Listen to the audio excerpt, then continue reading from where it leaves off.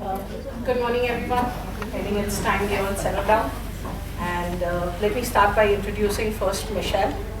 Michelle Turner. She comes to us specially by a special invitation to India once again. The last time she was here in Delhi and now in Mumbai.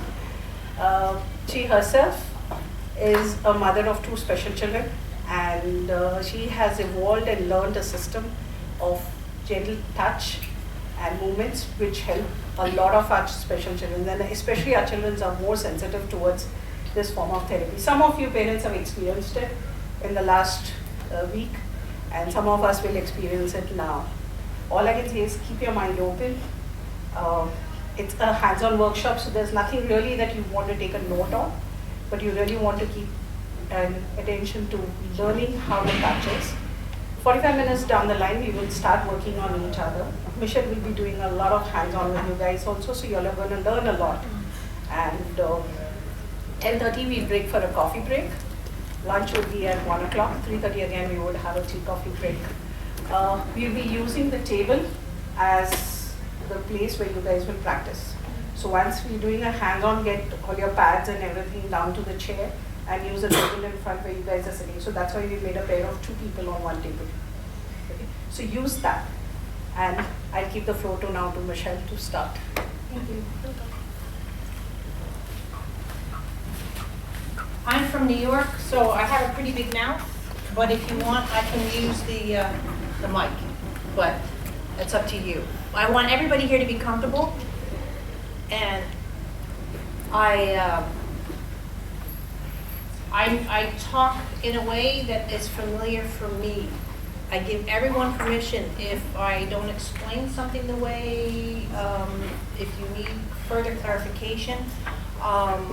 Also, as you know, I do videos, so I'm being recorded. I'm not going to record all of you while you're learning each other, but when I demonstrate, all of that will be recorded. And you'll have access not only to these recordings, but also I have a private site where all my teachings are on, and part of the workshop is that you get that for a year. So you'll have access to all of my thoughts from all of that. And with those too, keep in mind, the way I'm going to teach with you, it is so much different, and I think much clearer, because I get to demonstrate off of an adult, whereas with a child, I have to work within their environment. So if you are, let's say, if you have a child that you're specifically learning to do this with, keep in mind to go look at how I work with an adult's shoulder, because I can take that time to explain at a much different level than I would with just the kids. So. Thank you. And with that, when you're done taking pictures, I'll take you up here. Sure.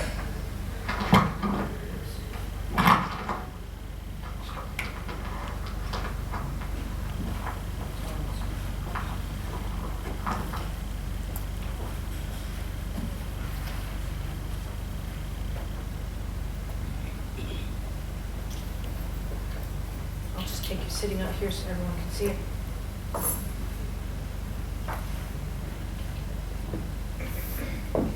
Now, most when people think about touch, it's more of an emotional touch.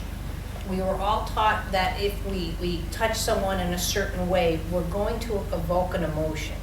So I can be from caressing, a very gentle but loving touch, or at the same time, if I was being mean to him and I smacked him, it's going to create an emotion.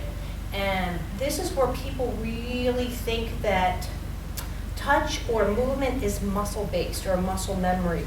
But what I believe, when you touch someone in a certain way, like if I start doing this, he might think of his mother, let's say, or his grandmother doing these kind of movements with him. So he'll go into a memory or a situation that feels familiar to him. At the same time, if I'm touching him in a way, if you're a type of person, let's say, that's very against public display of emotion, you might find this very offensive. So just because he might be having an emotional response to my touch, that doesn't mean I even feel the same way, nor do you feel the same way, because you're looking at it at a very emotional level.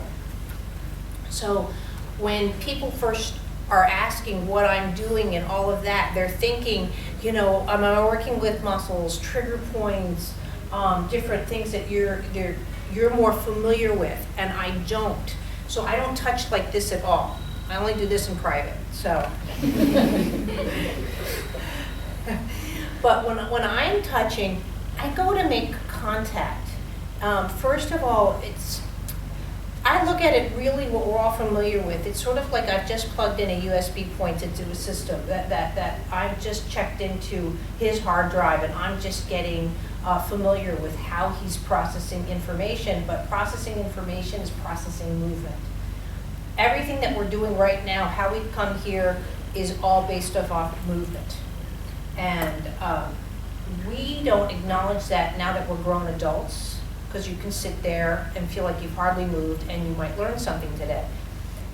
A child that can't. A child, unless they can respond to a stimulus, they're not learning. So with our children, when they can't respond, when they're limited on their ability to respond in a certain way, not that they necessarily can't do it, they might not know how to do it, they've never had that experience of doing it. So they're going to do things the way that they know how to do. But it won't be the way that we might have figured it out, partly because we're adults, they're not. They can't drive cars either, they can't balance their checkbooks. They are at certain levels in their lives because they're there to learn.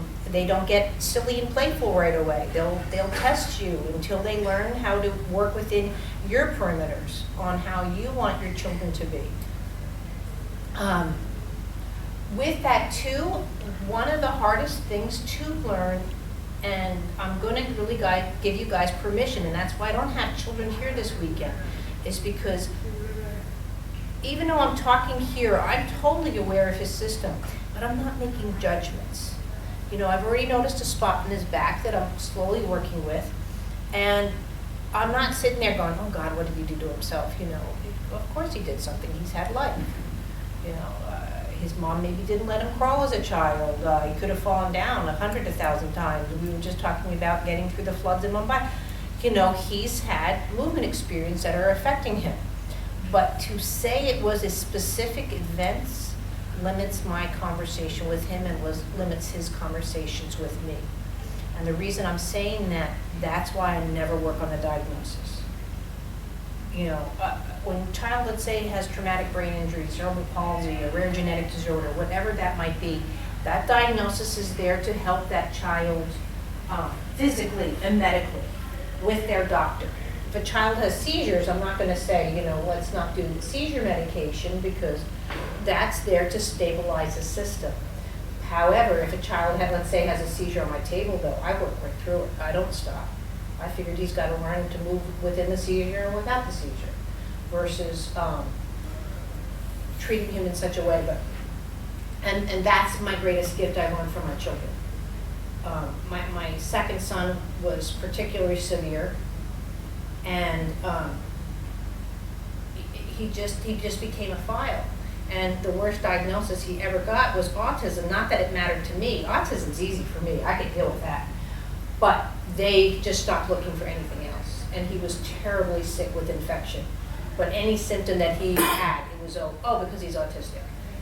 And so again, it closed their conversations, because they had pre-diagnosed him, and he was mentally retarded, and he had autism and cortical visual impairment, but no regards to his medical history.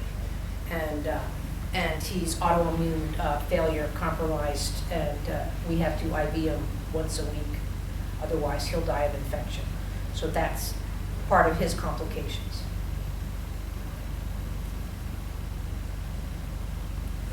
Any questions with that?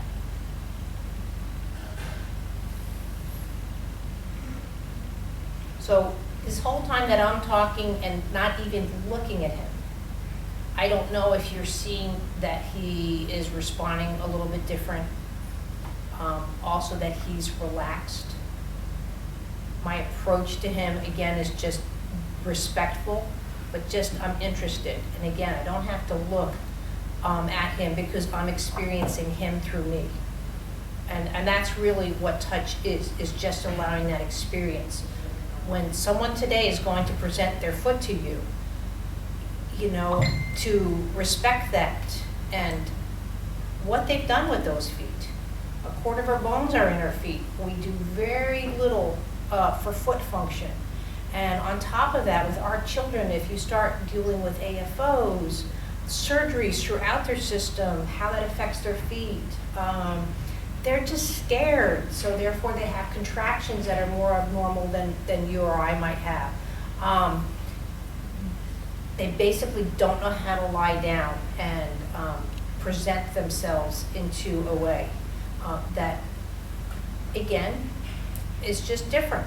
It's not difficult, it's just different. So what I'll hopefully be showing you as well is just how to experience a hand or a foot. It's not a physical property and it's not an emotional property. It's just that appreciation of, I'm now touching you. What does it feel like? And can I offer something to you that just feels better?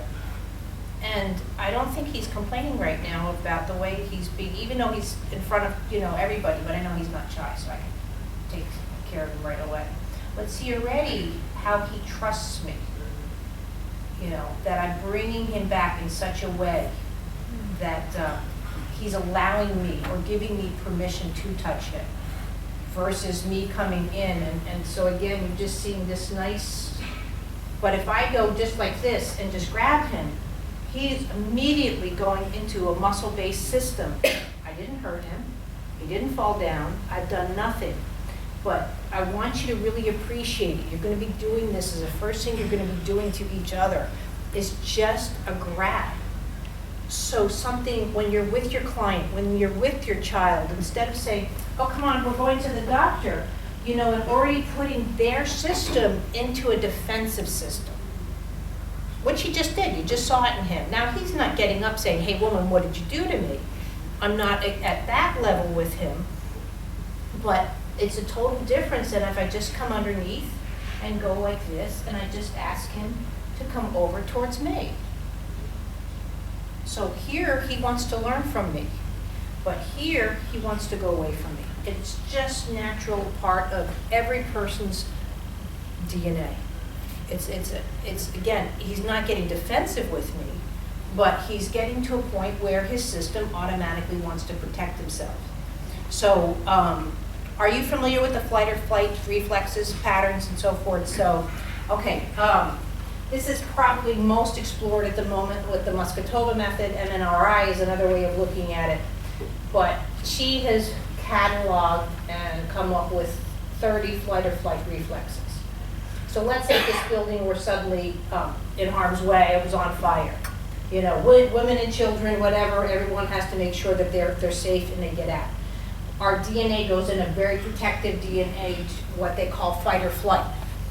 So it's not about, let me finish my lesson first. We're now in we have to get out of here, we have to protect ourselves mode. When we get out, we're safe, we know everyone's okay, fire's over. Our system should go back into this kind of availability. And it's believed that a lot of our kids, especially cerebral palsy, that they're stuck in this reflex pattern or an immature pattern. Whether that's true or not, if you touch the system in such a way, and it's very simple, again, when I grabbed him, I wasn't provoking any kind of harm to him, but his system's going to automatically go into that way. What I found I picked on Moscatova, but through most methods, even the one that I'm trained in, which I'm trained originally ABM or not the Neal method, I've left that several years ago, but they don't teach touch. I don't think anybody really teaches touch. So I hope you guys really, if anything, don't be here saying, I'll never be like Michelle. I'll never be. You're here to learn touch. And if you learn how to touch someone, there's such a difference between just being a part of someone versus being a part of someone. And it'll really make a difference just even in your personal life as well as your professional life. And the lives you have not only with your children, but everybody's children. If you know me from working with me, when I work on somebody, they're my kid. When they're on my table, he's my big kid right now. I'm not touching him any different than I've touched my sons. So because of that, I'm touching him in a way that I know. which is a loving touch, it's a gentle touch, but it's a family touch, because that's just how I learned. I mean, I remember the first time I touched my son in the dark, and I just went like, you know, this, and I'm like, okay, don't move your hand, you got a chest or you have a back, because it was pitch black. And I just got used to, instead of using my eyes, I use my hands. My hands have a wealth of information. I've got 10 fingers, I've got the pads, I can feel balance. And this is some of the things I'm going to be teaching you. Counterbalance, how he relates to gravity, how he's moving, how he's not moving. But again, not with a judgment.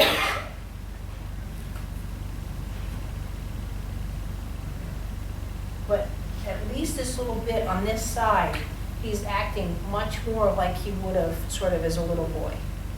And just a nice little, enjoying a gentle movement. That's another thing we really don't get to do as adults. You'll see kids, they can't just sit like all of you guys sitting. If right now, if I switched you all out, and you were about, 3 years old right now, everybody would be here and just climbing on top of the table, it'd be a different scenario. But you know what, even though kids, we look at it as not having patience and everything, kids enjoy themselves.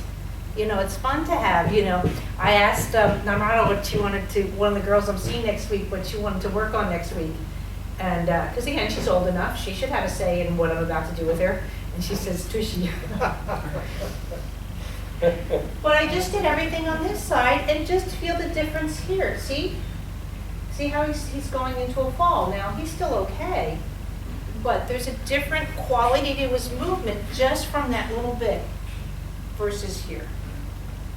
And you can see just the counter of the feet. Unfortunately, we've got the tables here, so you can't see everything. So this is just how he presents to the right foot. And this is where I see I still want to work on his back.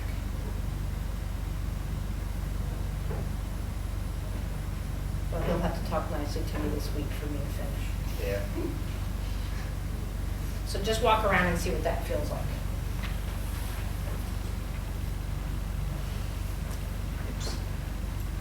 Relaxed? Not only relaxed, but hopefully also one of the things you'll learn once you start working on different parts of the body. We see it as relaxed, but right now you don't have to think about your body hurting, having spasticity, having contractions. If all of you had to think about just opening your tube of toothpaste, one of the greatest gifts I've got from my son, I really believe, is the level of determination that he has, where most people see is he couldn't do something. Getting dressed, doing this whole, but he would go for a half hour just to get his, hand into the sleeve. So people see that as slow and awkward and unavailable, and I see it as determination. If we all had really that focused determination and a lot of the things we do in life, I think we'd all have different outcomes. But really where we're going with the phones, and just a side note, you're going to have to watch yourselves in the near future, just because we are going into a very instant and lack of problem solving, just because why do I have to know 2 + 2? I can just Google it. And that also takes away not only the eye contact, but the level of touch. People are much more protective over their phones than they are the person sitting next to them. And that's another thing too you see with kids. It was on Facebook with the 2 little kids that some of us are friends with, but when a kid walks into a room and sees another kid, and they're like this, and they're just like, there's no fear, and they're just like, wow, that's like the neatest person. What am I going to learn from that person? Were they going to play with me? Do they have stuff they're going to share? But literally half of us here, are you really going to know each other's name? Are you going to be social? Are you going to, or just that eye contact, or go into the phone on break versus actually sharing the experience? So we'll be different because we know both, so we can compare. But there's a generation out there that's coming in, and they won't know the difference because they're not comparing. In America, kids at 18 don't want to drive a car even because they'd rather be on Facebook, which when I was able to get a license, man, at 12 midnight, I was at the DMV just because I wanted my independence and wanted to see the world. So With that, I'm going to still be talking about different principals that I work with throughout the weekend. Again, it's all being videotaped, all being, you'll start to see how these all start coming together, sort of like cooking. I refer a lot to cooking. You can't just throw everything into a pot and make spaghetti. Okay, you guys wouldn't eat spaghetti, but anyway. You know, I couldn't make marsala like that. You know what I mean?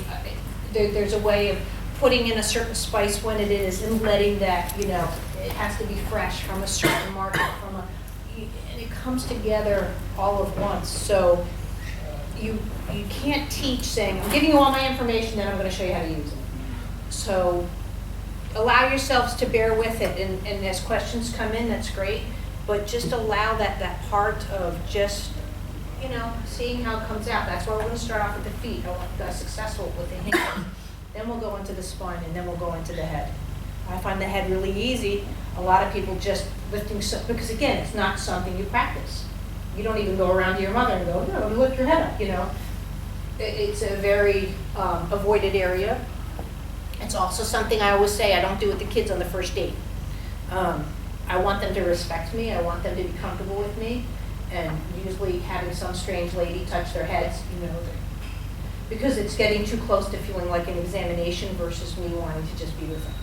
And that's all a movement lesson is wanting to be with somebody and share those experiences. So the fact that you guys are also, there's about 20 of us here, everyone's going to get hands-on from me. So if I haven't felt you up, especially if you're not coming back though next weekend, by tomorrow afternoon, if I haven't at least felt you up a little bit, please come to me, because I find I learn much better being touched. Even if I'm being touched badly. You know, it's not that I go, oh, I don't like being touched like that. I go, oh, that's unusual, but I think I would have done it this way. Well, that's what a cognitive brain does.